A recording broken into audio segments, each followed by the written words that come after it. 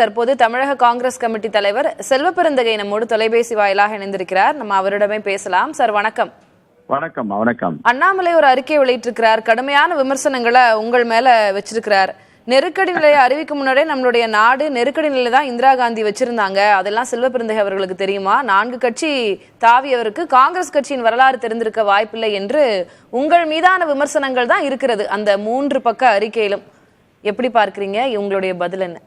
அது எப்பொழுதுமே ஒரு ஒடுக்கப்பட்ட தலித் மக்கள் மீது RSS தாக்குகின்ற தாக்குதலை தான் அண்ணாமலையும் தாக்கி இருக்கிறார்.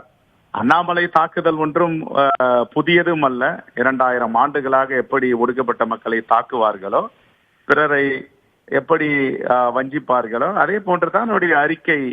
அவருடைய மனதில் என்ன இருப்பது என்பதை கொட்டி இருக்கிறார்.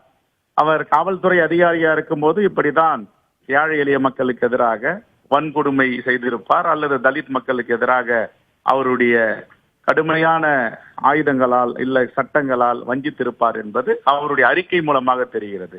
இது ஜனநாயக நாடு. ஜனநாயக நாட்டில் யார் வேண்டுமானாலும் விவாதிக்கலாம், யாரையும் குற்றம் சொல்ல முடியாது. ஆதாரத்தோடு விவாதிக்க வேண்டும். ஆதாரம் இல்லாமல் நான் எந்த கட்சியில இருந்தேன் என்று அவருக்கு எப்படி தெரியும்?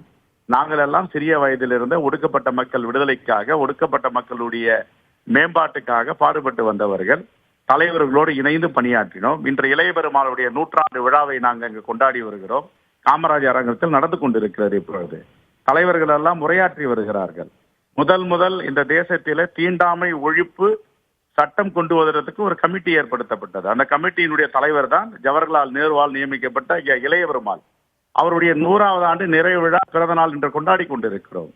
இந்த தருணத்தில் தான் RSS அண்ணாமலை மூலமாக இந்த தாக்குதலை தொடர்கிறார்கள். நான் கேட்கிறேன், நான் எந்த கட்சியில் இருந்தேன்? திமுகவில் இருந்தனா, அதிமுகவில் இருந்தனா, பாஜகவில் இருந்தனா, எந்த கட்சியில் இருந்தேன் அவர் சொல்லட்டும். தலித் இயக்கங்களில பணியாற்றினேன். தலித் இயக்கம் என்பது ஒடுக்கப்பட்ட மக்களுக்காக இருக்கின்ற பேர் இயக்கம். அது எப்பொழுதெல்லாம் எந்தெந்த பகுதியில எந்தெந்த மாவட்டங்களில வன்கொடுமைகள் ஏற்படுகிறதோ அவர்களுக்காக போராட வருவதற்காக ஒரு இயக்கங்கள், அது சங்கங்கள் போன்றது. அப்படிதான் நான் இயக்கங்களில பணியாற்றின கண்ட அரசியல் கட்சியில நான் பணியாற்றவில்லை. அதில் முதல் அண்ணாமலை புரிந்து கொள்ள வேண்டும். இப்படிப்பட்ட மேதாவி எமர்ஜென்சி காலகட்டம் அப்படின்றது இப்போ 50 ஆண்டுகள் கடந்து விட்டது. இப்ப அது குறித்தும் நினைவு கூறுகிறார்கள். அது ஒரு கருப்பு நாள் அப்படின்லாம் நினைவு கூறுகிறார்கள். ஆனா இல்ல நான் கேட்டுறேனே, இப்போ அண்ணாமலை இந்த அறிக்கையை விடுறது மூலமாகவும், இந்திரா காந்தி அவர்கள் குறித்து பேசுவது மூலமாகவும், ராகுல் காந்திக்கு எதிர்க்கட்சி தலைவர் பதவி கிடைச்சிருக்கிறதே ஒரு அழகுதான் அப்படின்னு சொல்றது மூலமாகவும், உங்களை விமர்சிக்கிறது மூலமாகவும் என்ன சாதிக்க போகிறார்? அவங்களுடைய நோக்கம் என்னவா இருக்குன்னு நீங்க நினைக்கிறீங்க? நோக்கம் RSS உடைய புத்தி, RSS உடைய கொள்கை ஒடுக்கப்பட்ட மக்களை தொடர்ந்து உரசி பார்ப்பது, அவர்களை அவமானப்படுத்துவது, அவர்கள் மீது குற்றம் சுமத்துவது, ஏளனமாக பேசுவது. அண்ணாமலை எனக்கு மிகப்பெரிய மகிழ்ச்சியான நாள். இளைய பெருமாளுடைய 100ஆண்டு விழாவில் கலந்து கொண்டு நாங்கள் இப்பொழுது உரையாற்றி கொண்டிருப்பது தான் தொலைபேசியை தொடர்பு கொண்டு நீங்கள் பேசினீர்கள். எங்களுக்கு என்ன மகிழ்ச்சி என்றால், உண்மையான அண்ணாமலையுடைய சுயரூபத்தை இன்று கக்கி இருக்கிறார். அந்த விஷமத்தனம் மனதில் இருந்த சாதிய போக்கு, வன்கொடுமை போக்கு எல்லாவற்றையும் இன்று உமிழியாக கொட்டியிருப்பது மகிழ்ச்சி. அவர் தேசத்துடைய மக்கள், தமிழ்நாட்டு மக்கள் யார் என்று அவரை புரிந்து கொள்வார்கள். நான் கேட்கிறேன், நான் கேட்கும் ஒரே ஒரு கேள்விதான்.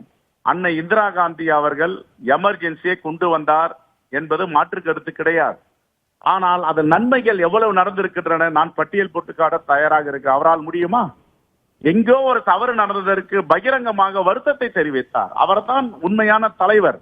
இந்த தேசத்தின் மீது பற்றுள்ள தலைவர். என் தேச மக்களுக்கோ அரசியல் கட்சிகளுக்கோ ஏதாவது தீங்கு விளைவித்திருந்தால் நான் பகிரங்கமாக வருத்தத்தையும் கேட்டுக்கொள்கிறேன் என்று சொன்னார். அதுதான் உண்மையான தேசத்தின் மக்களை நேசிக்கின்ற தலைவர். ஆனால் எத்தனை முறை இன்னல்களும் படுகொலைகளும் விவசாய பெருங்குடி மக்கள் மீது தாக்குதல் நடந்திருக்கின்றன. என்றைக்காவது ஒரு நாள் மன்னிப்பு கேட்டு இருப்பாரா? பொருளாதார கொள்கையாகட்டும், பண மதிப்பு இழப்பீட்டில் எத்தனை மக்கள் இறந்தார்கள்.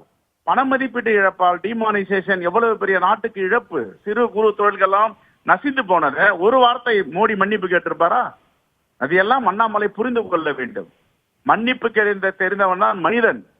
நான் மன்னிப்பே கேட்க மாட்டேன், நான் இப்படித்தான் ஆட்சி செய்வேன், அதிகாரம் செய்வேன் என்றால் அதுதான் மக்கள் என்று பெரும்பான்மை இல்லாத ஆட்சியாக அவருக்கு தீர்ப்பளித்திருக்கிறார்கள். நன்றி திரு செல்வபெருந்தகை. உங்களுடைய பதிலை அளித்ததற்கு, உங்களுடைய பார்வையை பதிவு செய்ததற்கு நன்றி.